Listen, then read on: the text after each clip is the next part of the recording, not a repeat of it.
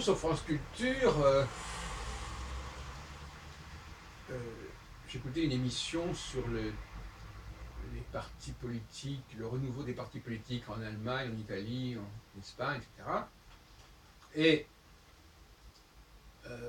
ça tourne autour de cette question de la conception du pouvoir, la façon dont le public entend que la démocratie se vive, etc., etc.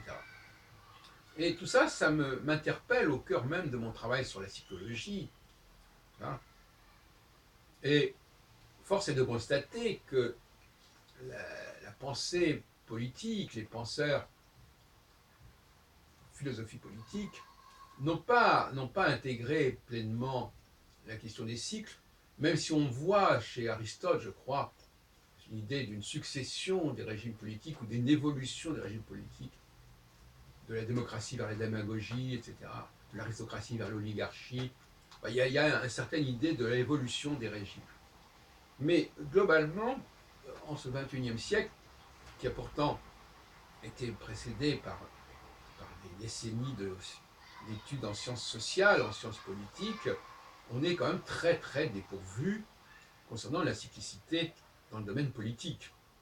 Cyclicité que, à la fin du XVIe siècle, un Jean Bodin, un des grands maîtres du droit français, dans les 6 livres de sa République, dans un des chapitres de sa République, s'interrogeait justement sur l'utilisation des astres pour mieux comprendre la mutation des royaumes, la mutation des républiques. Mais visiblement, il n'a pas été tellement suivi. Donc moi, je me situe effectivement dans la lignée de ce Bodin, angevin. Et bon, je ne crois pas qu'il soit allé très très loin dans ces problématiques. Enfin, en tout cas, il était essentiel, et c'est normal, puisqu'à l'époque, l'astrologie avait une certaine présence, et notamment la théorie des grandes conjonctions Jupiter-Saturne, qui donnait une certaine crédibilité à l'astrologie politique et religieuse à la fin du XVIe siècle encore, et probablement aussi dans le siècle qui suivra. Il faudrait se poser la question de savoir pourquoi ça a disparu, pourquoi cette théorie a décliné, et pourquoi la science politique aujourd'hui ne daigne plus se référer au cosmos pour appréhender les phénomènes politiques, ce qui est à mon avis une erreur majeure, qui sera certainement réparée en ce XXIe siècle. Donc nous avons une dualité qui est absolument indispensable pour comprendre, pour mener à bien une bonne gouvernance, pour comprendre le public. Les femmes ont reçu le droit de vote en France à, la, à la Libération. Elles l'ont exercé notamment au début de la 4e, à partir du début de la 4e République. Elles ne l'avaient absolument pas sous la 3e République, c'est-à-dire entre 1870 et quelques et 1940. Donc pendant 70 ans, elles n'ont pas eu. On parlait de suffrage universel. Il y a eu des femmes ministres sous le Front populaire, mais elles n'étaient pas électrices. Et il est évident que la science politique n'a pas pu se développer sous la Troisième République en rapport avec la cyclicité, puisque les femmes ne votaient pas.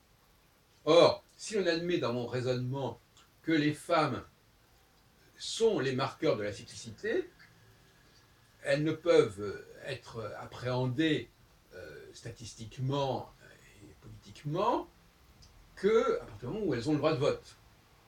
D'ailleurs, une des raisons pour lesquelles elles n'ont pas eu le droit de vote était liée à des questions de ce genre. C'est-à-dire, qu'est-ce que ça donnerait au niveau politique d'avoir des femmes qui avaient le droit de vote. Donc on savait pertinemment, déjà dans les années 30, qu'il y avait un enjeu à faire voter les femmes, et les partis de gauche, je crois, craignaient, les partis de droite, je ne me souviens plus, craignaient que le vote des femmes n'aille favoriser le camp adverse.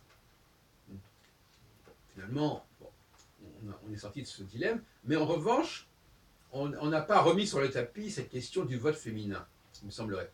Alors, je ne connais pas évidemment toute la littérature dans ce domaine-là, mais est-ce qu'on a étudié le vote féminin en France ou ailleurs? Est-ce qu'on a montré qu'il pesait sur les résultats?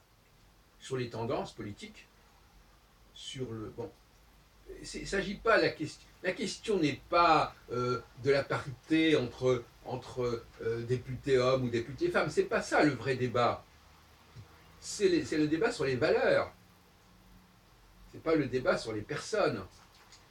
Alors, c'est assez paradoxal parce que souvent on nous dit ah mais ce sont des valeurs. Ben non, ce ne sont pas des valeurs uniquement, ce sont aussi des personnes.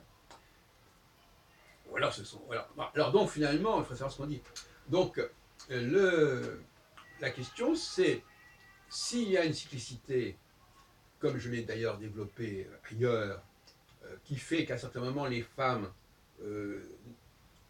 ne sont plutôt opposées à l'idée d'un pouvoir étatique fort, interventionniste, dirigiste, et qu'elle pense qu'il faut laisser les choses fonctionner normalement, ce qui est d'ailleurs une façon de parler, parce qu'en réalité ce fonctionnement lui-même est complètement structuré, complètement agencé, en toute cause de toute façon, mais c'est un agencement qui est déjà là et sur lequel il ne s'agit pas d'intervenir. En réalité c'est bien cela, c'est un ordre sous-jacent. Ou bien est-ce qu'il faut effectivement établir une autorité qui vienne relayer un ordre sous-jacent qui pourrait être insuffisant. Et là, on retrouve une dialectique assez familière. Est-ce que le soir, il ne faut pas s'éclairer? Est-ce que l'hiver, il ne faut pas se chauffer? C'est-à-dire pallier les lacunes, les carences du système. Parce que c'est bien cela dont il s'agit. La nuit, c'est la carence d'un système où on pourrait vivre normalement en laissant les choses se faire. L'hiver, c'est un système, bon, ça montre que ça ne va pas. Donc, effectivement, on voit bien qu'à certains moments, il faut rajouter quelque chose. Il faut rajouter quelque chose parce que ça décline, parce que c'est insuffisant. Eh bien, on peut transposer cette problématique en disant, voilà, il y a des périodes où le système se suffit à lui-même parce qu'il a sa propre énergie, d'autres moments où le système est insuffisant, et il faut rajouter une énergie de l'extérieur. Voilà, tout ça, ça peut intéresser d'ailleurs les candidats au bac philo, puisqu'on parle actuellement sur France Culture du bac philo, j'apporte ma contribution à un tel questionnement, et j'espère que éventuellement un ou deux élèves auront saisi cette ligne de recherche et de réflexion.